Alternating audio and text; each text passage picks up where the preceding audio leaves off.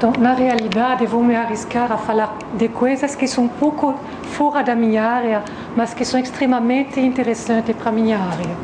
A ideia é a seguinte: aproximadamente 15 anos atrás, na área de átomos, gás de átomos diluídos e muito frios, foi criado um estado da matéria chamado condensado de Bose-Einstein. Então, inicialmente, as temperaturas eram da ordem de 170 nanokelvin. Agora eles conseguiram baixar, fazer outros condensados com temperatura de 50 nanokelvin. Então 5, 10 ou menos 8 Kelvin, isso é a figura que vocês vão encontrar se vocês colocam Google condensado de Bose-Einstein. Depois vou explicar o que ela é, mas é a figura mais conhecida na área.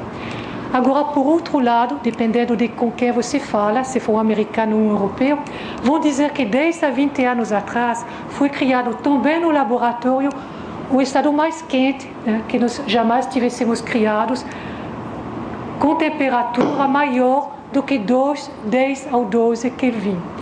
E isso também é uma figura muito conhecida, depois vou explicar melhor o que ela é. E o que eu quero fazer nesse colóquio e apresentar ideias que essas duas áreas têm em comum e como podemos aprender alguma coisa aqui, que é a minha área, usando ideias de lá.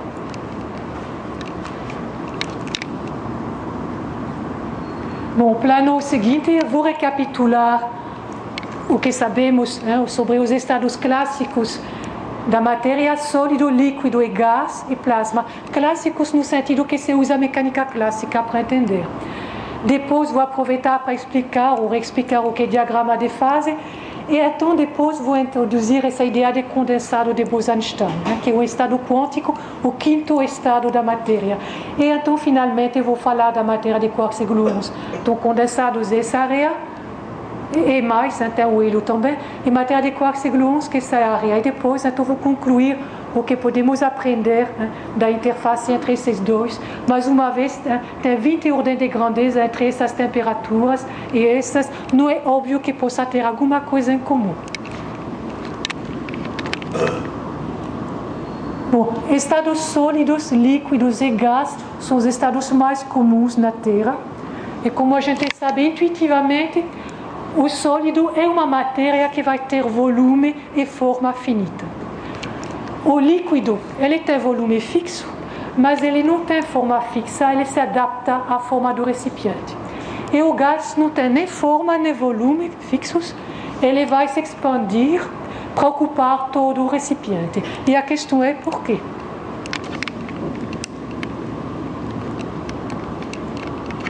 Bom, então vamos voltar para trás no tempo para pensar um pouquinho como as pessoas descreviam a matéria. Na época de Demócrito e outros da época dele, foi sugerido que a matéria era feita de átomos, partículas não indestrutíveis, desculpa. Mas esses átomos eram esquisitos. A ideia que eles tinham é que eles tinham forma diferente. Por exemplo, a água escoa, então os átomos tinham que ser muito lisos para escoar. O ferro é muito resistente, então a ideia era que os átomos tinham asperidades para grudar um com o outro. Uma substância doce, por exemplo, ela tinha átomos lisos, enquanto uma substância amarga, ela teria átomos pontudos. Então a ideia era realmente ligada aos sensos das pessoas. Bom, mais tarde, Dalton sugeriu que cada elemento químico era composto de um dado tipo de átomo. Mas os átomos deles eram diferentes devido à sua massa. Isso não é exatamente o que a gente acha hoje em dia. Temos que saber a composição realmente do átomo. E, enfim, ele achava que ele não sabia muito bem como os átomos iam se ligar. Então, para ele, eles iam se combinar usando uma regra de máxima simplicidade. Por exemplo, então a água para ele era um conjunto OH. Nós conhecíamos passas.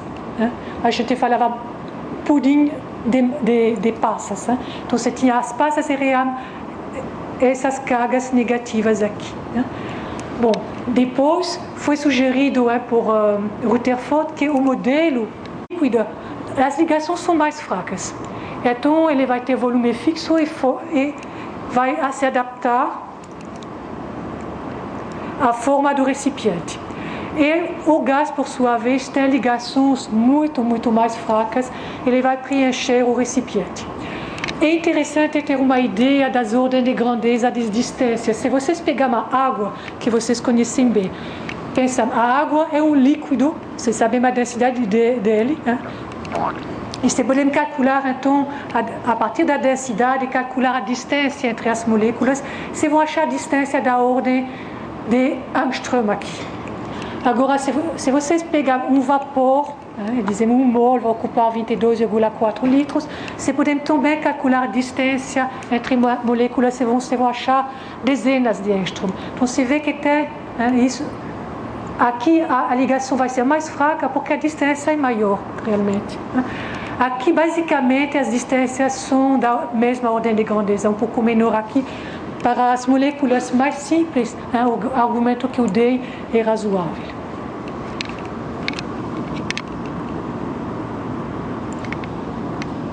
Bom, então, isso são os estados mais comuns na Terra, para a matéria. Agora vou passar a outro estado.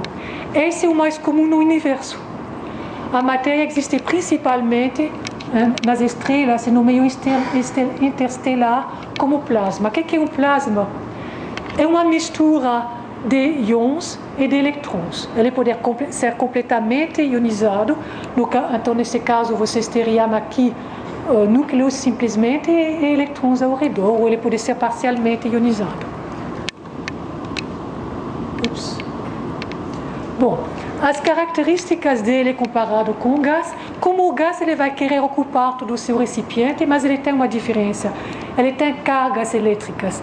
Então, ele vai ser um condutor, ele vai ser sensível a campos eletromagnéticos. Né? Então, você tem diferenças aqui. Bom, e com isso, então, vamos agora nos perguntar como passar de uma fase para outra, que é chamado transição de fase. Né? E introduzir também a ideia do diagrama de fase. O primeiro jeito é mudar a temperatura. A ideia é a seguinte: a intensidade, o que nos importa é a intensidade das forças entre as moléculas. Ela vai depender da agitação térmica, da temperatura. Quando vocês têm estudado, ou vão estudar a teoria cinética atômica ou molecular, vocês vão ver diretamente uma ligação entre velocidade e temperatura. Mas ela vale de modo geral. Maior temperatura significa maior velocidade. Então a ligação deve ser mais fraca. Né?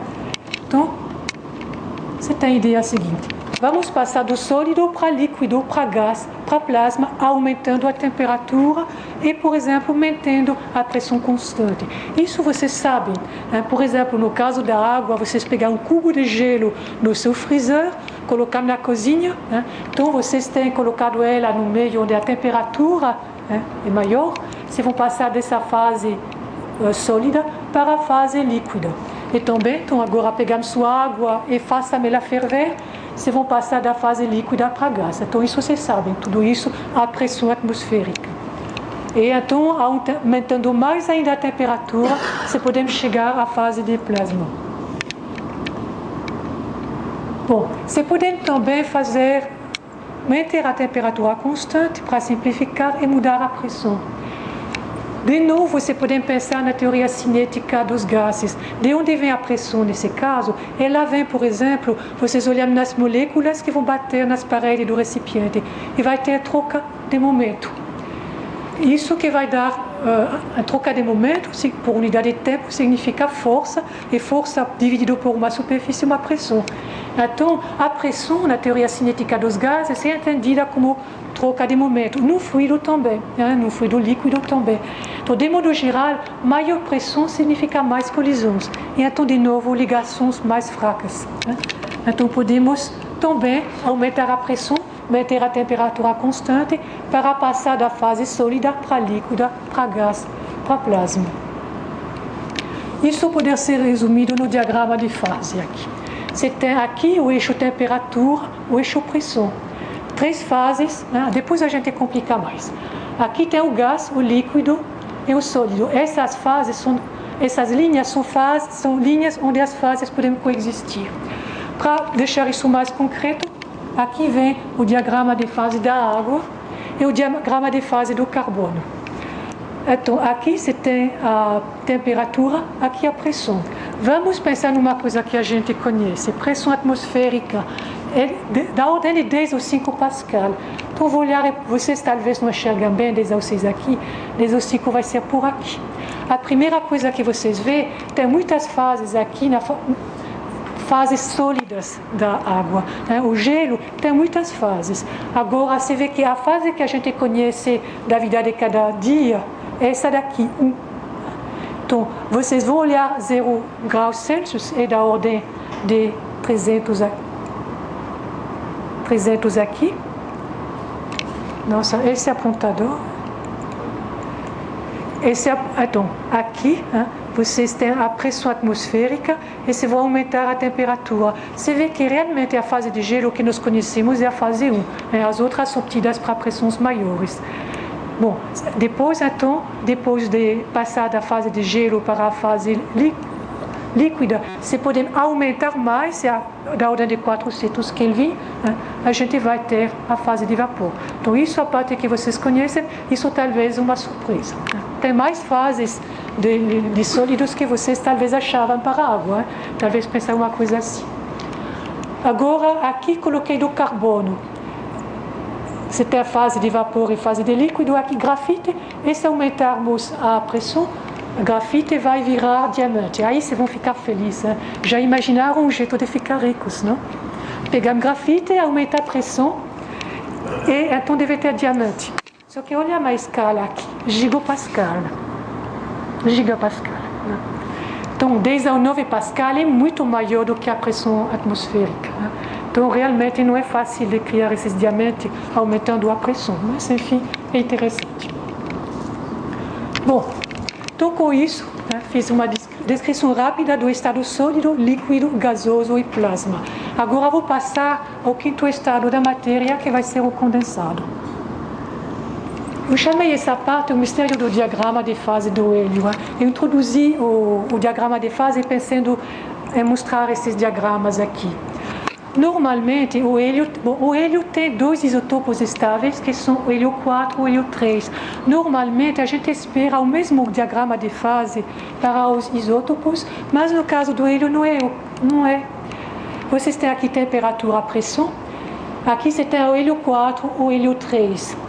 O hélio 4 vai virar, depois eu explico o que é superfluido, mas ele vai ter uma fase superfluida numa temperatura da ordem de 2 Kelvin, enquanto o hélio 3 só vai virar superfluido numa temperatura muito baixa. E a pergunta é, por que fisicamente? Isso vai nos levar um pouquinho mais longe. Primeiro, o que é um fluido superfluido? É um fluido que não tem viscosidade. O que significa? A viscosidade, em geral, quando discutimos isso, é a viscosidade de cisalhamento. Ela é a viscosidade que 2 camadas do fluido têm quando elas querem escoar uma em relação à outra. Então, por exemplo, se vocês têm um fluido muito viscoso, ele vai tender a aderir numa parede. Quando vocês têm uma colher, vocês colocando um fluido muito viscoso, vai ser difícil girar a colher. O exemplo é o mel. Por outro lado, um fluido que tem pouca viscosidade vai escoar facilmente. Vocês têm uma parede, ele escoa facilmente. Você gira uma colher dentro da água, ela também, vocês não vão fazer muito esforço para girar. Então, a viscosidade é essa noção intuitiva que vocês conhecem da vida de cada dia. Então, o superfluido é um que não tem viscosidade. E que diabo vão ser as consequências? Aí que começa a ser divertido. Primeiro, vocês podem... Aqui coloquei 2 imagens que vêm de um filme que eu vou mostrar para vocês. Mas eu queria explicar um pouquinho. Vocês pegam um recipiente que tem furos muito pequenos.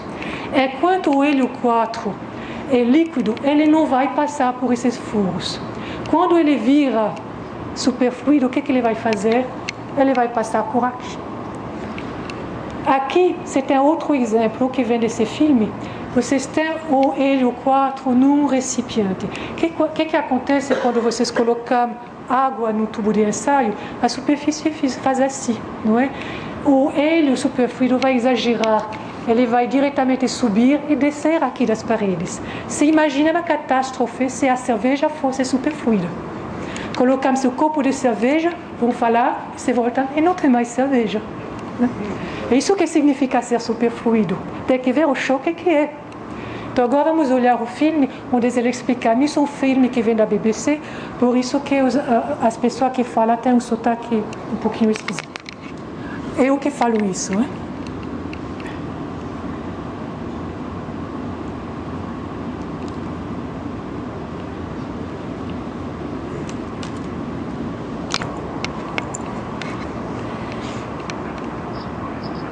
É muito fraco o som.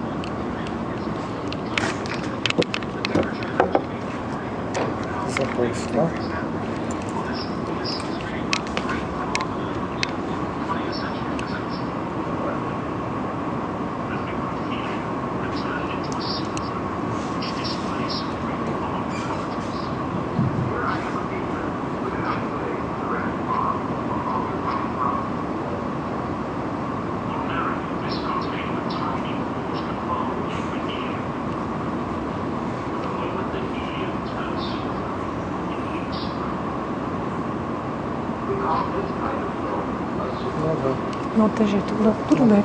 Acho que Superfluid heating can do things we might have believed impossible. It appears to defy gravity. A thin film can climb walls and escape its container. This is because a superfluid has zero viscosity. It can even produce a frictionless phantom, one that never stops flowing. Superfluidity and superconductivity were baffling concepts for scientists. New radical theories were needed to explain them. Bom, vocês não conseguiram ouvir, não é? Se querem o filme de novo, vou tentar comentar. Vou ter com sotaque francês no lugar do sotaque inglês em inglês.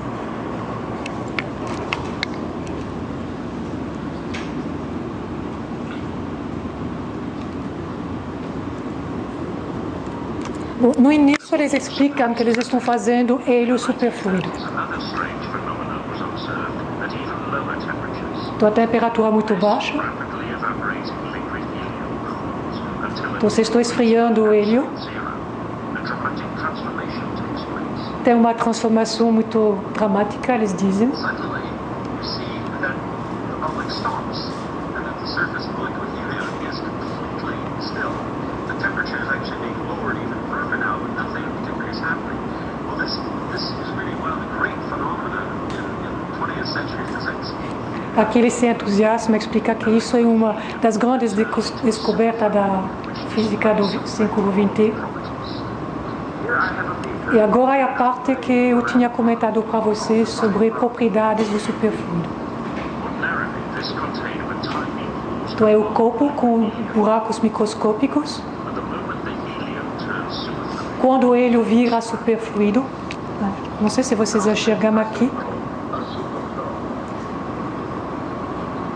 Aqui the fluid helium can do things we might have believed. ele diz o hélio superfluido faz coisas que vocês nem imaginavam. Ele, aqui essa gota não é que tinha furos microscópicos, é que o líquido, o superfluido, passou assim. Né? E aqui uma aplicação que foi proposta de chafariz superfluido. Superfluidity and superconductivity were baffling concepts for scientists. New radical theories were needed to explain them. Bom, ele conclui dizendo que teorias radicais eram necessárias para explicar isso e agora vamos olhar isso. Ups, não. There were more surprises No. ahead. In the 1930s, another strange Control. phenomenon was observed at even lower temperatures. This rapidly evaporating liquid helium cooled. Ah, ok. Obrigada. Bom. tem outras propriedades que talvez são menos conhecidas, mas que são muito interessantes também para superfluido. Se vocês pegarem um líquido normal, por exemplo, um balde com água, e façam girar o balde, rapidamente a água passa a girar o balde e fazendo uma forma assim. Então, isso é o comportamento normal de um líquido. E o que o superfluido vai fazer? Não a mesma coisa. Então, aqui eu tentei reproduzir o que acontece num balde de água, em rotação. Rapidamente a água passa a girar com o balde. Agora, no superfluido Y aqui fator A, se vocês têm aqui um superfluido em rotação, inicialmente ele não vai girar. Aumenta a velocidade e vão aparecer vários redemoinhos. Além do mais, você pode calcular uma quantidade que é a mecânica dos fluidos chamada circulação. Não se assustem. Circulação é vocês calcular o valor da velocidade aqui ao redor, por exemplo, de um desses círculos, e simplesmente então fazer essa integral aqui. O que é interessante é que essa circulação pega valor quantizado. Cada vez que vocês têm uma coisa assim na física, vocês vão pensar, eu acho que a mecânica quântica deve ter um papel. Então, isso que é a ideia agora.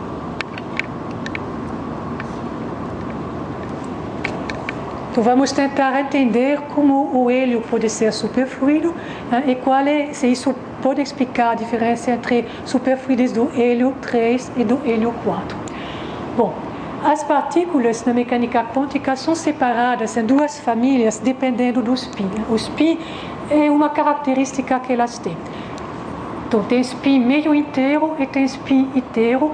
Partículas com spin meio inteiro são chamadas fermions e obedecem ao princípio de exclusão, que diz que vocês não vão poder colocar todas as partículas no mesmo estado. Vocês vão ver mais precisamente o que significa isso.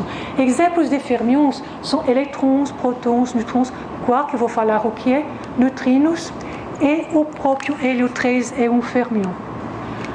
Bosons têm spin inteiro e muitos podem ocupar o mesmo estado. Então, é muito diferente o que acontece para fermions e para bosons. E também vamos ver o que significa isso. Exemplos de bosons são o hélio 4, fótons e gluons, que a gente daqui a pouco vai discutir. O que significa isso aqui? Isso é o que eu preciso explicar para entender a questão da diferença entre hélio 3 e 4 e a superfluidez. Dizemos que os bosons são sociais, eles aceitam ficarem juntos. O que significa na prática? Isso aqui representa níveis de energia para estados ligados. Os bosons aceitam ficar todos, por exemplo, no estado de energia mais baixa. Isso significa bosons podem ocupar o mesmo estado de energia, por exemplo, e o estado de energia mais baixa. Então, são sociais e aceitam ficar assim. Os fermions não querem fazer isso de jeito nenhum, e esse desenho mostra isso de maneira simplificada, colocando um fermion em cada estado de energia. Ele é simplificado demais. Na verdade, os fermions são partículas de spin meio inteiro. Por exemplo, spin 1 sobre 2. O elétron, por exemplo, tem duas possibilidades para o spin. A gente diz spin up ou spin down. Então, pelo menos deveríamos ter duas possibilidades aqui para o elétron. Então, aqui nós deveríamos colocar duas partículas e aqui duas, etc. E vocês sabem, por exemplo, quando vocês constroem a tabela periódica, que podem ter mais números quânticos para caracterizar os elétrons. Por isso que vocês podem colocar para outros estados de energia mais alta, conseguir enfiar mais elétrons. Mas a ideia de base é essa. Fermions não querem ficar no mesmo estado quântico. Bom. O que isso tem a ver com superfluidez? Vamos voltar ao hélio 4. Lembram que ele era a baixa temperatura. A baixa temperatura, a densidade é pequena. Se a densidade é pequena, a densidade é alta para o hélio 4. A distância entre partículas é pequena. Normalmente, quando a distância é pequena, vocês vão ter que se preocupar com a natureza e ondulatória das partículas, e então a mecânica quântica vai importar. Então, eu tinha dado um primeiro argumento, que era a questão dos redemoinhos, dizendo que a circulação era quantizada, e então era bom pensar em mecânica quântica, mas aqui tem mais uma razão. O próprio ambiente significa que a mecânica quântica é importante. O hélio 4, eu falei que era um bóson. Quando vocês olham a temperatura baixa, vocês vão querer olhar estados de energia baixa. Né? O que vai acontecer quando vocês olham hélio 4 com energia cada vez mais baixa? Os átomos de hélio podem se enfiar todos. Depois eu vou falar que não é exatamente assim, mas em princípio, como são bosons, poderiam se enfiar todos no estado de energia mais baixa. O que vai acontecer se eles fazem isso? A gente diz que temos um estado coletivo, né? Porque se não vou conseguir distinguir um átomo do outro. Agora, só uma função de onda vai descrever todos. É como se no lugar de um conjunto de átomos vocês tivessem um superátomo que tem propriedade coletiva. Então, esse conjunto, né, esse estado de energia mais baixa, a gente chama de condensado de Bose-Einstein. O nome vem do fato que a estatística de bosons foi derivada por Bose e depois Einstein foi mais longe e sugeriu essa ideia de que podia ter condensados. Né? Então, é por isso que tem esse nome de, mais uma vez, Einstein aparece, mas aparece com o físico indiano Bose também. Bom, então esse estado, onde vocês têm um superátomo no lugar de vários átomos, ele vai ter propriedades coletivas. Os átomos não vão querer deslizar um em relação ao outro. Né? É só um átomo só. É por isso que esse estado vai ficar superfluido. Não é totalmente óbvio, os próprios físicos levaram tempo para se convencer que realmente havia essa ligação entre superfluidez e condensado de Bose-Einstein. Né? Mas a imagem que a gente tem atualmente é que no hélio 4, uma fração grande, não todos, né?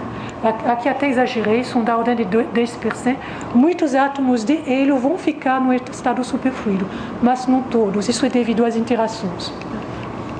Agora você vê o problema, nós explicamos a superfluidez do hélio 4, mas é o hélio 3, é um fêmeo. Né? Então o que a gente pode falar? Que vai ter uma diferença entre hélio 4 e 3, mas como diabo o hélio 3 poderia ser superfluido? Né? Bom, para entender a superfluidez do hélio 3, a gente tem que discutir um pouquinho o que é um supercondutor. Algumas substâncias têm sua resistência que vai para zero a baixa temperatura. Né? Por exemplo, em 1911, Omnes descobriu que o mercúrio virava supercondutor a 4 Kelvin. O que significa que a resistência vai para zero?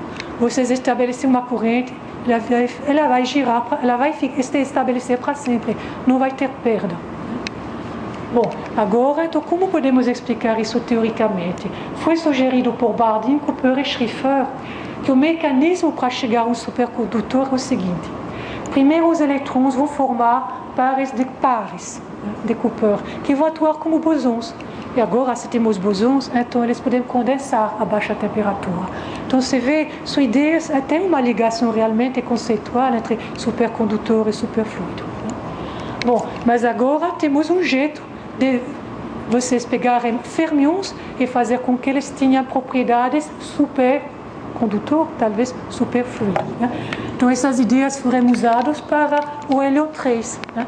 A ideia é que o hélio 3 é um fermion, mas os átomos podem formar pares que vão atuar como bosons, condensar no estado único, é isso que vai fazer um superfluido como para o hélio 4. A diferença entre aqui e lá, que aqui vocês têm cargas. Aqui não tem carga. Aqui você tem 2 elétrons, então vocês vão ter carga elétrica. Aqui não. Bom.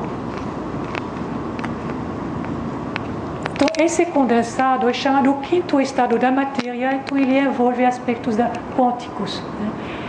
Mas os físicos não ficaram. É interessante, mas é uma física suja. Porque os líquidos ainda têm interações que escondem a física do condensado. Será que não tem um jeito melhor de estudar esses condensados? O ideal seria ter menos interações. Então, um gás seria uma boa possibilidade. Né? Então, vamos olhar. E isso, então, agora estou chegando nessa parte de 15 anos atrás, né, quando foram criados condensados de Bose-Einstein em gás diluídos frios. Então, Cornell e Wiman, do laboratório Gila, e Ketterle, do MIT, criaram esses condensados em 95, com átomos de rubídio para eles e sódio aqui. Essa imagem aqui é para átomos de rubídio. É aquela imagem que eu mostrei no início, dizendo que ia explicar a imagem típica do condensado. Aqui representa, na verdade, a distribuição de velocidade para várias temperaturas. Azul e branco correspondem a velocidades menores. Então, aqui vocês têm velocidades maiores, aqui menores, nesse pico. Aqui a temperatura é menor e aqui ela é maior. Aqui, na verdade, as partículas estão quase todas com velocidades muito pequenas. Vocês talvez querem velocidade nula. Por que esse pico tem uma largura?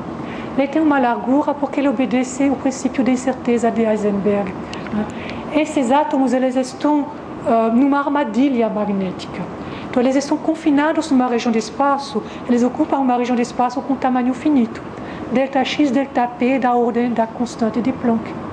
Delta P não pode ser zero e a tua velocidade não pode ser zero. Então, essa largura aqui, ela representa o princípio de Heisenberg. E aqui vocês têm então um condensado, 2.000 átomos de rubídios que estão todos no mesmo estado quântico. E o que me espanta é que eles conseguem manter isso por 15 segundos. Vocês vão ver por que isso me espanta. Agora, até por minutos, eles conseguem condensados desse tipo. Bom, condensados com bosons. Será que eles conseguiram fazer condensados com fermions? A resposta é sim. E tem uma briga infernal sobre isso para saber quem é que fez. Mas, basicamente, em 2003, G, uma mulher, e seus colaboradores conseguiram, com átomos de potássio 40, que são fermions, conseguiram que eles formassem pares, e uma vez que vocês têm pares, elas podem atuar como bosons e formar um condensado nessas temperaturas aqui mais baixas, 50 nanokelvin. Tem muitas coisas interessantes que foram feitas com esses condensados. Selecionei essa porque ela vai ser interessante depois. O que é isso? Para mostrar as superfluidez desse tipo de estado, você pode fazer uma coisa interessante. Aqui, a matéria então, esses átomos, o gás de lítio, ele é confinado na forma de um cilindro. De repente, vocês tiram essa armadilha e vocês deixam o gás se expandir. Se ele for realmente um fluido perfeito, sem viscosidade, ele vai dizer, mas nessa região eu tenho pressão, mas eu tenho um gradiente de pressão. Nessa região aqui, um gradiente grande, porque vai ser um delta P sobre delta X. Aqui, a distância aqui é pequena, aqui, comparado com aqui. Então, aqui o gradiente de pressão é grande e aqui o gradiente de pressão é maior. O que significa? Força maior. Você vai ter uma força maior nessa direção do que nessa. Então, você deve ter uma expansão maior nessa direção do que nessa. Então, você olha a expansão do gás para vários instantes e você vê que acontece aqui. A expansão é muito grande nessa direção comparado com isso. Isso é característico de um gás que tem pouca viscosidade, que realmente vai conseguir se expandir muito nessa direção comparado com isso. Ok? Bom. Então agora, eu falei dessa parte aqui, os condensados de átomos frios, nessa temperatura, e como eu falei no início, vou pular a matéria de quark século XI, que vai ser matéria a temperatura 20 ordens de grandeza maior. A priori, vocês acham que não vai ter nada em comum com isso. Isso é minha área de trabalho. Eu realmente fiquei extremamente interessada quando vi o tipo de conexão que pode ter aqui e lá. Bom, como vamos obter essa matéria de quark século XI? Se lembram que aqui tínhamos aumentado a temperatura ou podíamos aumentar a pressão. Vamos continuar aqui aumentando a temperatura e a pressão. O que vai acontecer? Aqui temos, por exemplo, uma mistura de núcleos e de eletrons. Vou esquecer os eletrons, eu estou mais interessada nos núcleos. O que acontece? Os núcleos vão começar a se tocar. O núcleo é formado de quê? Nucleons, nêutrons e prótons. Se os núcleos se tocam, eles vão se dissolver em nucleons. Então, primeiro, vocês vão passar de núcleos para nucleons. Os nucleons, será que eles são feitos de alguma coisa? Então, essa figura ela representa a estrutura dos nucleons. O ponto amarelo aqui seria o núcleo. E aqui você tem as órbitas dos elétrons. Se vocês zoomam sobre o núcleo, ele é feito de nucleons, eles representaram em vermelho os prótons e em azul os nêutrons. Agora, os físicos de alta energia têm mostrado que os próprios nucleons têm uma estrutura, eles são formados de partículas chamadas quarks e gluons. Então, se vocês pegarmos nucleons e comprimimos eles vão se dissolver nos seus subconstituintes, que são os quarks e os gluons. Então, isso é o jeito de criar matéria de quarks e gluons. Aumentar a temperatura ou aumentar a pressão. Bom, tem alguma diferença? Sim, tem. Quando eu falei de sólido, líquido, gás, plasma e condensado, eu falava de interação, era a interação eletromagnética que eu tinha na cabeça. Agora, os quarks e gluons, o que vai importar é a interação forte. O que é isso? A carga elétrica, ela pode ser positiva ou negativa. Se vocês pegarem uma carga elementar como o elétron, a interação entre dois elétrons ela vai se fazer via troca de fotons. E a teoria que descreve isso é chamada, em inglês a gente diz quantum electrodynamics, seria eletrodinâmica quântica. É uma teoria que mistura os aspectos quânticos e relativísticos para descrever essa troca de fotons por elétrons. Os quarks também têm esse tipo de interação, mas eles têm outra característica que é aquela que vai importar para mim. Eles têm carga elétrica fracionária, mas eles também têm uma quantidade chamada carga de Corr.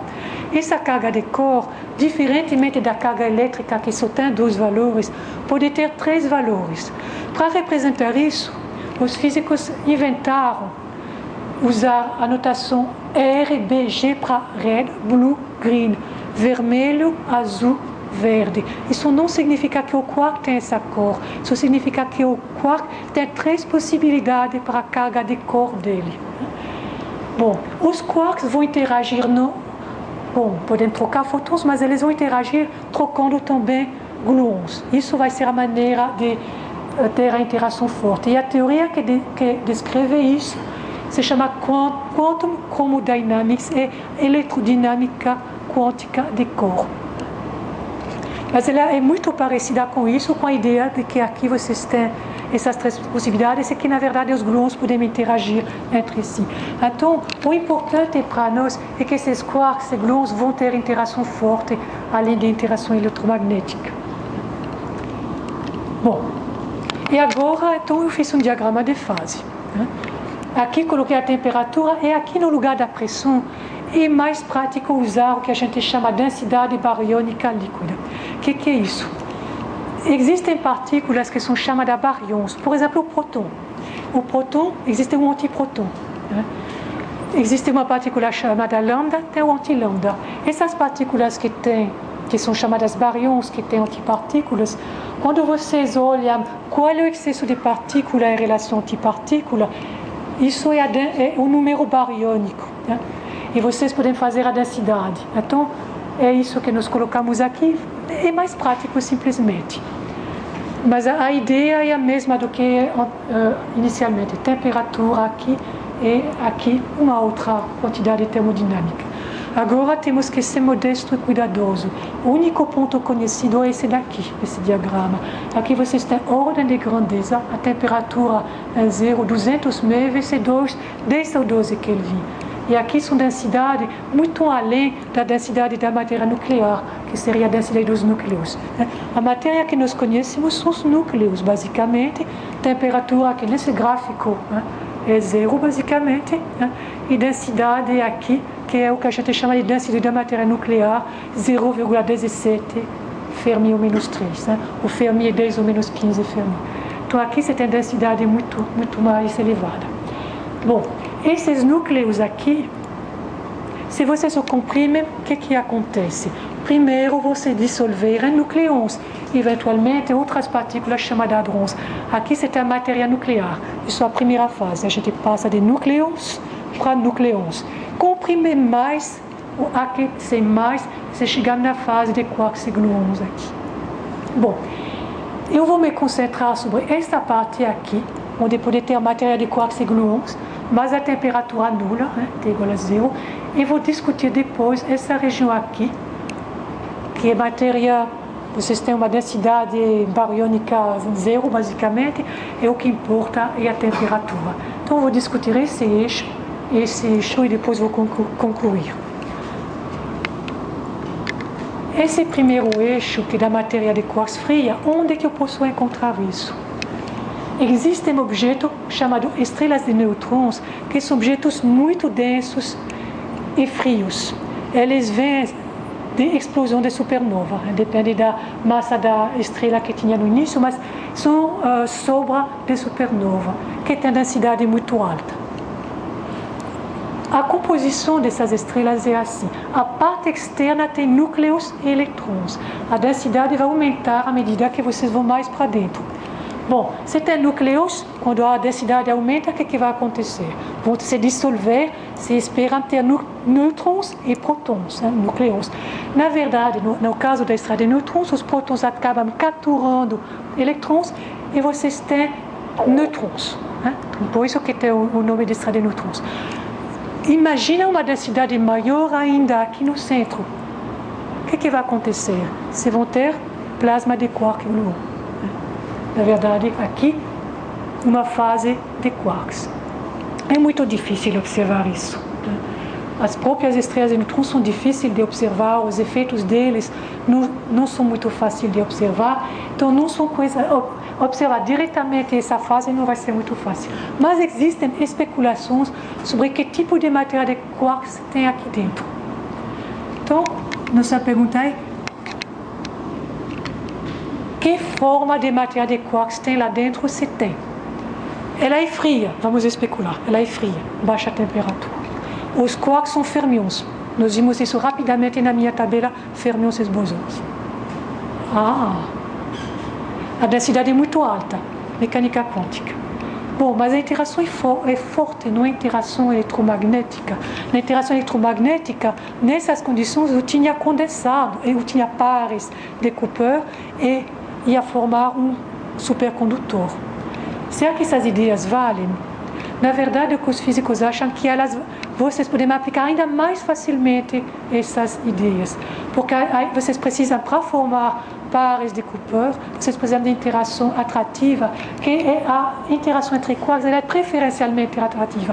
Deve ser muito fácil criar pares de Cooper, mas são pares entre quarks. E a interação em questão é a interação forte. Então, esse supercondutor vai ser chamado supercondutor de Corr. Então, você vê, nós passamos dessas ideias sobre supercondutores aqui, elétricos, para supercondutor de Corr. Bom, agora vou passar a outra extremidade. Então, nós vimos já o primeiro caso de aplicação de ideias sobre supercondutor, superfluidez e tudo mais. Agora vou passar a outro exemplo. A matéria de quarks e gluons quente. Onde é que ela pode ter existido? Ela pode ter existido no universo primordial, as densidades eram muito altas, então deve ter tido uma fase de quarks e gluons, mas eu não tenho mais acesso a isso. Os físicos tentam recriar essa fase fazendo colisões de núcleos em energia muito altas. Então tem aqui o acelerador RHIC, que é situado em Brookhaven, perto de Nova York, nos Estados Unidos. É um acelerador que funcionou a partir de 2000. Tem raio da ordem de 0,6 km. Vocês vão colidir em dois feixes de, por exemplo, átomos de ouro, e a energia no centro de massa vai ser 200 GeV vezes o A do ouro. Energias então muito elevadas quando vocês fazem uma colisão núcleo-núcleo. O sucessor, ou diria uma extensão desse acelerador é o LHC em Genebra, na Suíça. Você vê, apesar de francesa, faço Genebra, mas ele realmente é na fronteira entre Suíça e França. A parte dele está na França. Ele está sendo usado agora para acelerar prótons. Daqui a pouco vão acelerar núcleos de chumbo. Né? Então, o raio é muito maior, a energia que vai ser atingida é quase 30 vezes maior do que nessas colisões. Então, nesse tipo de acelerador, são aceleradores, são equipes de milhares de físicos, né, que trabalham sobre algumas experiências. Tem físicos do Brasil que estão envolvidos em experiências aqui. Né? Star e Phoenix, por exemplo, eu tenho colega do Instituto que trabalham sobre isso. Nessas experiências no LHC também tem físicos do Brasil envolvidos. Então, são esforços monumentais que custam muito caro. Eu lamento dizer que é muito difícil ver o plasma de quark gluons criado aqui. Uma das razões é que ele vai viver muito pouco tempo. Se lembram que eu falei com inveja que os condensados em gás de átomos frios duravam uns 15 segundos, até minutos? Aqui, nosso plasma vai durar uns 10 ou menos 23 segundos. Não é fácil ver esse plasma. O que a gente pode aprender sobre ele? Então, eu queria mostrar para vocês uma conexão, uma coisa que a gente aprendeu sobre esse plasma, usando uma ideia que existe também na física dos átomos frios.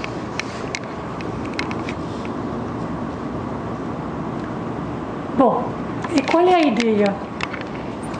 Eu indiquei que para condensados fermiônicos, eles tinham argumentado que ele se comportava como um fluido de baixíssima viscosidade, olhando a expansão de um cilindro de matéria. Falei muitas coisas, sei que vocês não lembram tudo.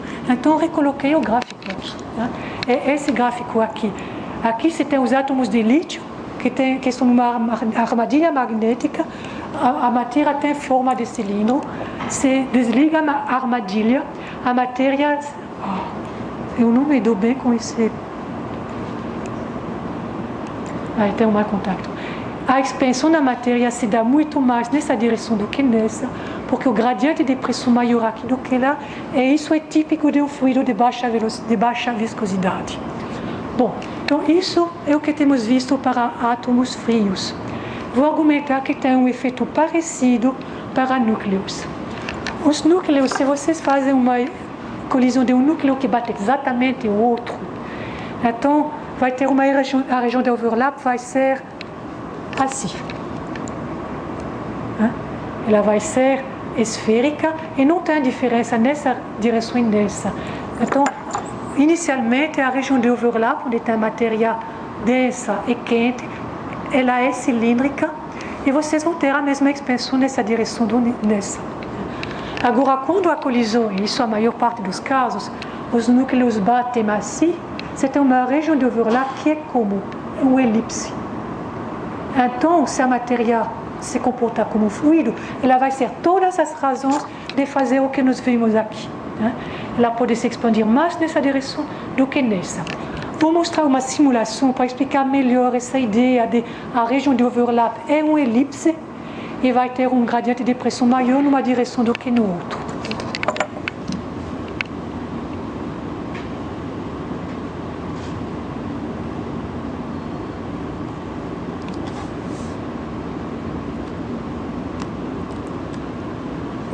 Não tem falas, aqui vai ser muito mais fácil.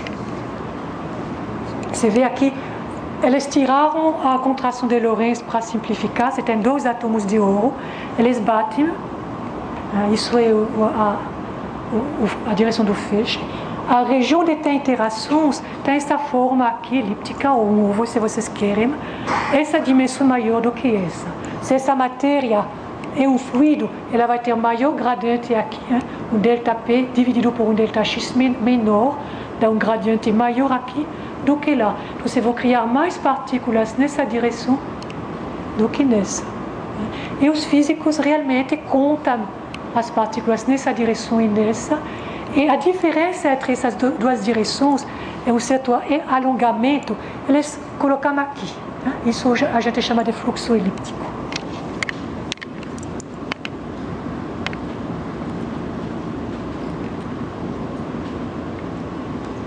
Era contrôle sub. Não? como doçura. Bom, então, esse gráfico aqui, ele representa o quanto mais partículas você tem numa direção, né, do elipse em relação ao outro. E aqui, o que os físicos colocam? O número de partículas criadas. Aqui vocês têm colisões onde tem muitas partículas criadas, e são aquelas onde vocês têm os dois núcleos batendo de frente. Tem mais colisões núcleos, então naturalmente também tem mais partículas criadas.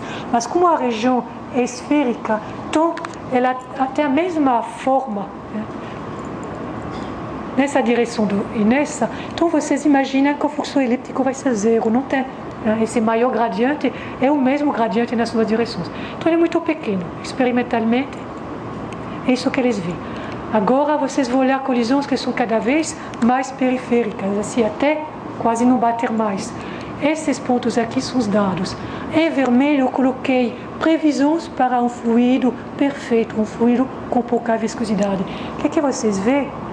A previsão e os dados são muito perto nessa região aqui. Aqui a gente acha que provavelmente não é mais um fluido, né? Não tem termalização, tem menos colisões, menos partículas. Então essa região aqui indica que a matéria criada, o plasma, deve ser um fluido perfeito. Isso não era esperado, né? Os físicos acharam que iam criar mais uma coisa tipo um plasma. Eles têm achado um fluido. Então para ter um fluido você tem que ter muitas interações. É um fluido com baixa viscosidade. Então foi isso, né? Você vê aqui uma ideia que foi desenvolvida para átomos de um gás frio e diluído, e aqui uma ideia similar para a matéria de quarks e gluons. Bom, com isso eu vou concluir, acho que é exatamente na hora. Para resumir, nós vimos rapidamente, né, algumas ideias sobre estados clássicos, no sentido de mecânica clássica, da matéria, que são o estado sólido, líquido, o gás e o plasma. Talvez mais divertido, eu também falei da fase líquida e gasosa, que podem ter um estado quântico superfluido a baixa temperatura. Discuti o caso do hélio e o caso de gases diluídos de átomos muito frios, né? Aquelas experiências com os 3 picos, né, que eu coloquei no início do colóquio, eu mostrei 3 vezes aqui. Bom, e como é explicado essa superfluidez, ela é explicada usando mecânica quântica. Se vocês têm bosons, eles podem condensar no estado único superfluido diretamente. No caso do hélio 4 e dos átomos de rubídio. Bom, férmions também podem conseguir chegar num estado assim. Demorou menos direito. Primeiro, eles têm que se acoplar em pares. Isso acontece para o hélio 3 e para o lítio.